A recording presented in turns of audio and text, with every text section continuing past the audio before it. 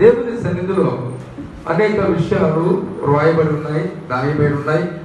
దేవుడు నిన్ను నన్ను కూడా ఏర్పాటు చేసి తన సన్నిధిలో కొన్ని విషయాలు మనకు నేర్పించడానికి ఇష్టపడుతున్నారు.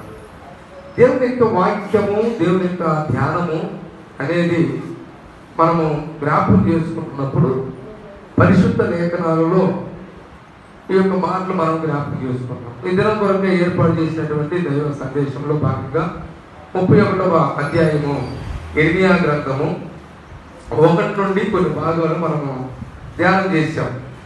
2వ అంశం నుంచి కూడా 62వ కీర్తనలో నుంచి కొన్ని భాగాలు మనము ధ్యానం చేస్తూ ఉన్నాం. కొరింథీయులకు రాసినటువంటి 3వ అధ్యాయం మొదటి పత్రికలో నుంచి 16వ వచనం నుంచి కొన్ని భాగాలు మనము ధ్యానం చేశాం.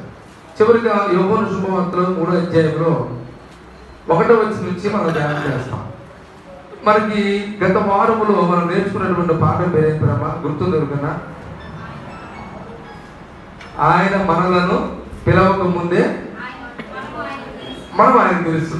దేవుడు మనకి పిలవక ముందే దేవుడు మనకి తెలుసు. దేవుడు మనల్ని ఎరిగి ఉన్నాడు. అందులో కొన్ని భాగాలు నేర్చుకున్నాం. మనిషిలో ఉన్నటువంటి ఆలోచనలు, తత్వాలు, మనిషి యొక్క పరిస్థితులు అనే విషయాలు కూలంకృష్ణ నేర్చుకున్నాం. కానీ ఈ దినం మనం నేర్చుకున్నటువంటి మాట ఏంటంటే, దేవుని సన్నిధిలో నేర్చుకున్న మాట నూతన జన్మ. ఏ జన్మమ్మా? అందరూ చెబుతాం, ఏ జన్మది? మన అంశం ఏంటంటే నూతన జన్మ. ఈ నూతన జన్మ ఎప్పుడు వస్తుంది? నూతన జన్మలో ఉన్నటువంటి అంత అవసరం ఏంటి మనకి అని అనుకున్నట్లయితే, ఈ నూతన జన్మ దేవుడు ఎందుకు ఇవ్వాలని ఇష్టపడుతున్నాడు అంటే, నూతన జన్మ నూతన జీవితానికి గుర్తుగా కనబడుతూ ఉంది. ఇది ఆత్మ సంబంధమైనటువంటి జన్మ అనే విషయాలు మనం జ్ఞాపకం చేసుకోవాలి. ఇక్కడ 1వ పేతురు రాసిన పత్రిక 2వ అధ్యాయం 3వ వచనంలో తెలియజేయబడుతున్న మాట ఏంటంటే, క్రొత్తగా జన్మించిన శిశువును పోలిన వారై నిర్మలమైన వాక్యమును పాలన రక్షణ విషయంలో ఎదుగు నిమిత్తము ఆ పాలను అపేక్షించాలి. ఏ పాలను? వాక్యమైనటువంటి పాలను మనము అపేక్షించాలి. ఆ వాక్యమైన పాలను అపేక్షించాలంటే ఏం చేయాలి? క్రొత్తగా జన్మించినటువంటి శిశువును పోలి ఉండాలి. క్రొత్తగా జన్మించిన శిశువుకు బలమైన ఆహారం ఎవరు కూడా పెట్టరు అన్న సంగతి మనకు తెలుసు. కానీ ఆ శిశువుకి కావలసినటువంటి ఆహారం ఏమిటంటే, బలాన్ని పొందుకోవడానికి పాలు తప్ప రెండవ ఆహారం వారికి ఉండదు. అందుకని ఇప్పుడు ఏమంటున్నాడు? మన వాక్య భాగంగా సారాంశం నేర్చుకున్నప్పుడు నికోదేము అంటున్నాడు, అయ్యా సీక్రెట్గా ఉన్నప్పుడు పోయి యేసు దగ్గరికి వెళ్ళి అడుగుతా ఉన్నాడంటే ఏమని అడుగుతున్నాడు? ఏమ్మా అందరూ చూడండి, ఏమని అడుగుతున్నాడు? అయ్యా నేను కొత్తగా జన్మించాలని ఏం చేయాలి? నువ్వు కొత్తగా జన్మించాలి అయ్యా, పరలోక రాజ్యం చేరాలంటే. అప్పుడు ఆయనకున్న జ్ఞానం ఎటువంటిదంటే పెద్ద జ్ఞానవంతుడు. అక్కడ రాయబడిన మాట యోహాను శుభవార్తలో మనం ధ్యానం చేస్తూ ఉంటే 3వ అధ్యాయం అంటాడు, యూదుల అధికారి అయిన నికోదేము అను ఒక పరిచయుడు ఉండేను. నికోదేము పరిచయుడు అంటే సామాన్యుడు కాదు, విద్యావేత్త, తత్వవేత్త, జ్ఞానవంతుడు, మంచి అవపోషణ పట్టినటువంటి వారు. బైబిల్ విషయాల్లో లేక పాత ఆ ధర్మశాస్త్ర గ్రంథం అన్నిటి కూడా కొంతమందికి అవపోషణ పట్టినవారు, సామాన్యుడు కాదు. కొంతమంది ఏం చేస్తారంటే కాస్త కూర్చో తెలుసుకున్న తర్వాత నాకు అంతా తెలిసిపోయింది, ఎదుటి వారు నాకు ఎంత కనబడతారు? చిన్న పూసుకుల్లాగా కనబడతారు. అంటే కొంత తెలుసుకుంటేనే మనకు అన్నీ తెలిసిపోయినట్టుంటుంది. కానీ ఇంత జ్ఞానవంతుడై ఉండి ఇప్పుడు ఎవరు పరీక్ష చేస్తారంటే యేసయ్యనే పరీక్ష చేస్తారు. యేసయ్యనే పరీక్ష చేసి అంత దూరం ఉంటే ఆటలు లేనంత ఎగరపడ్డవాడు, వయసులో చిన్నవాడే, భక్తిలో చిన్నవాడే, అన్నింటిలో చిన్నవాడే. ఇక్కడ కూర్చున్న ప్రతి ఒక్కరు కూడా దేవుడి ఇచ్చిన జ్ఞానం చొప్పున అనుకున్న వారి కాదు అంటారు. కానీ లోకంలో ఉన్న పరిస్థితి ఎలాగ ఉందంటే, ఆ నికోదేము లాంటి తత్వం కలిగి ఉన్నారు. అంటే ఎంత జ్ఞానం తెలిసినా కూడా ఏదో ఒక దాని మనము ఏమైపోతాం, వెనకబడిపోతాం. అన్ని పూర్తి తెలిసిన వాళ్ళు లేవు, పరిపక్వంగా తెలిసిన వారు ఎవరు కూడా లేరు. అందుకని ఇక్కడ ఏం చెప్తున్నట్టే, రాత్రి ఎందు ఆయన ఎందుకు వచ్చి బోధకుడా, నీవు దేవుని నుండి వచ్చిన బోధకుడు అని నేను తెలుసు. దేవుని ఎత్తు నుండి వచ్చిన బోధకుడు అని తెలుసు. దేవుని ఎత్తు నుండి బోధకుడు వస్తే ఆయన చెప్పేది వినాలా లేదా? ఏమండి, నువ్వు పెద్దోడు, గొప్పోడివి, అధికారివి, నాయకుడు, బాగున్నవాడివి, సాయం చేసేవాడివి అని ఇంత పొగిడి ఏదంటే అలా వాళ్ళకి ఏది ఇయ్యలేదంట మనం అంటే చెప్పండి అమ్మా. అందరు ఇక్కడ ఉండరు లేదా? కొంచెం మీ మనసులు ఇక్కడ లేవని అర్థమవుతుంది. స్త్రీలలో మొక్కలు గమనిస్తున్న ప్రతి ఒక్క మొక్కలు మీరు మాత్రం ఇక్కడ ఉన్నారు. మీ మనసు ఇది లేదు ఇక్కడ. కొంచెం దాన్ని కంట్రోల్ చేసుకొని ఇక్కడ ఉండి దేవుని వాక్యం అంటే మనసు వస్తుంది. హల్లెలూయా. సో ఇప్పుడు ఎంత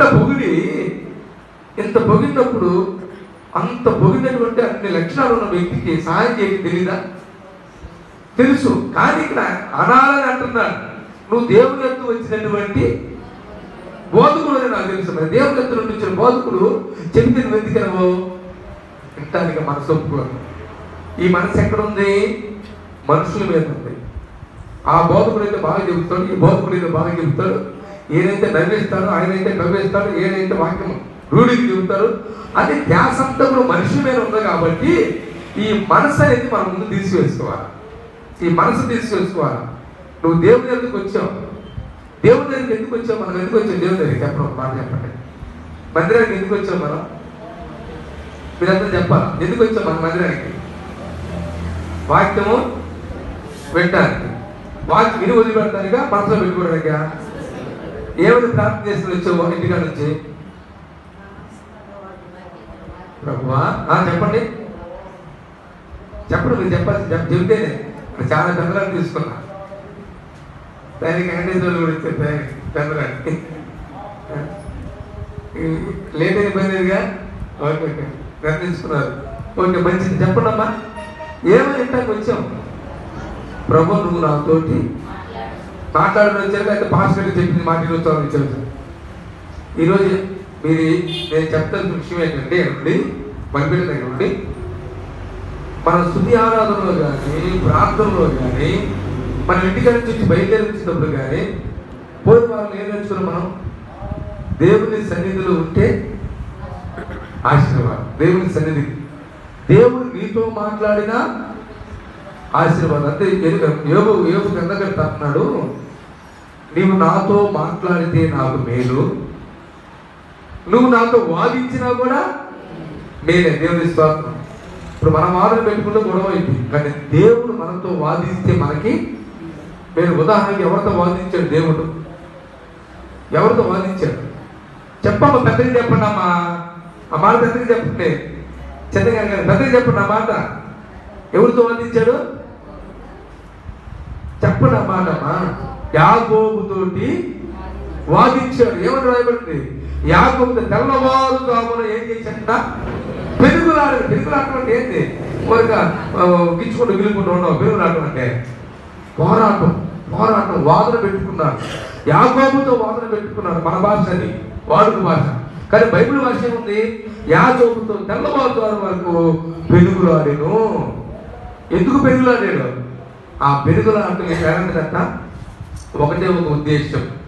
యాకోబు అంటున్నాడు, నువ్వు నన్ను ఆశీర్వదించితే నిన్ను వదిలిపెట్టను అంతే. పట్టుకున్నాడు.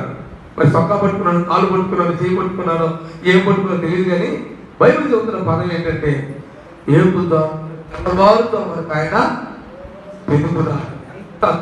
అందుకనే చెప్తున్నాడు, దేవుడితో వాదించిన నీకు మేలు. మనుషులు వాదించుకుని గొడవ ఇచ్చి మనస్పర్ధలు వస్తాయి.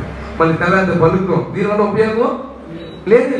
ఒకవేళ నీకు సత్తా ఉంటే, చేతనైతే, రోషం ఉంటే, మీకు రోషం జరుగుతున్నా, రోషం ఉంటే ఏం చేయాలా? దేవుడితో పెరుగులాడు. నీకు మేలమ్మా. దేవుడితో పెరుగులాడితే నీకు మేలు. కనుక యోబు దేవుడితో ఆ పరీక్షలు దిగాలి కాబట్టి గొప్ప ఆశీర్వాదములు పొందుకున్నారు. అందుకని మనం నేర్చుకునేటువంటి పాఠము, ఇప్పుడు ఎవరితో పెట్టుకుంటాం? దేవుడితో పెట్టుకోకుండా మనం ఏం చేస్తామంటే దేవుణ్ణే పరీక్ష చేస్తూ ఉంటాం, దేవుణ్ణే పరిశోధన చేస్తూ ఉంటాం. ఇట్లాగే సేవకులు కూడా పరిశోధన చేసేవాళ్ళు చూద్దాం ఏమనుకుంటా అనేవాళ్ళు లేకపోలేదు భూలోకంలో కూడా. కానీ ఇక్కడ బైబిల్ ఏం చెబుతుందంటే నికోదేవుడైనటువంటి బోధకుడే, లేక నువ్వు నేర్చుకున్నవాడే బోధకుడా, నేను ఎక్కడికి వెళ్ళాలంట? దేవుని యొద్ద నుండి వచ్చిన బోధకుడు అని నేను ఎరుగున్నా. మరి ఎరుగుంటే వినాలి కదా, నమ్మాలి కదా. నమ్మటం లేదు.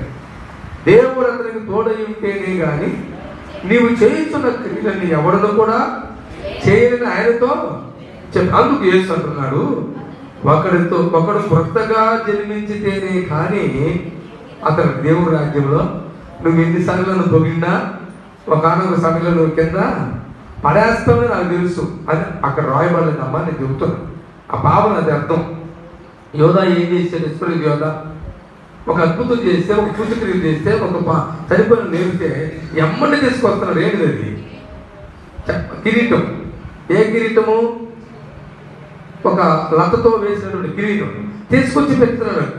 అయ్యా నాకు ఇప్పుడు వద్దు, కిరీటం వద్దు, అంత దూరం ఎత్తొద్దు అంటే యేసయ్యకి ముందే తెలుసు. ఇశ్రాయేలు యోధా నన్ను కలువరి శిలువకు శత్రువులకు పట్టిస్తాడని ముందుగానే తెలుసు. అంటే మెచ్చుకుంటున్నాడు ఓర్క. ఎంత అంటే మెచ్చుకున్న ప్రతి ఒక్కరు కూడా ఒక సమయంలో ఏమవుతారు కదా, తొక్కేస్తారు. అబ్బా పాస్టర్ బలి చెబుతున్నారు, పాస్టర్ బలి అబ్బాయి 2 సంవత్సరాలు చేశారు, పాస్టర్ అది చేసి ఇది చేశారు అని చెప్పుకోవడం ఎంతవరకు అంటే